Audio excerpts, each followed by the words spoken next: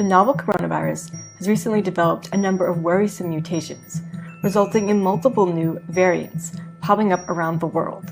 A new study sheds light on how the virus mutates so easily and why these mutations help it escape the body's immune system.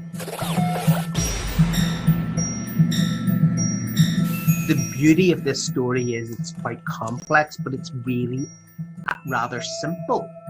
The study researchers found that SARS-CoV-2, the virus that causes COVID-19, often mutates by simply deleting small pieces of its genetic code.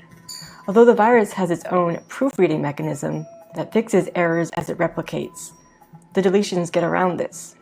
So what deletions do is not only alter one site, but they can alter a string of sequential letters in a row. And so you can't proofread against that, and you can alter a number of amino acids that build up that protein. And so it does represent a way that the virus can quickly adapt. Oh, it's devilishly clever. For their study, the researchers used a database to analyze nearly 150,000 genetic sequences of SARS-CoV-2. They found that these deletions frequently show up in similar spots on the genome. And these deletions started to line up to very distinct sites, and so that's why we've called them recurrent deletion regions, because we kept seeing them over and over and over again, from viruses from different places, at different times, in genetically distinct viruses. Possibly these deletions were leading to the escape or the evolution away from antibodies that are binding it. This would be a way to get around that, because the antibodies won't be able to recognize. Yeah, because remember, the key thing in biology is shape. And precise little changes in shape, even in a big molecule, can have really, really big effects, right? So perfectly attuned to recognize shape, small movement, and this thing doesn't see this anymore. I mean, one missing building block out of about 1,200 can knock out the binding of antibodies that are potently neutralizing. So you're looking at, less than a 1%, change there. Small changes in biology can have massive effects. And that's why we have to think about antibiotic resistance and antiviral drug resistance. And that's where it's really hard whenever you're trying to describe this, because it's hard to show something which is gone, right? Absence is hard to show, but these tiny little absences have a big, big effect.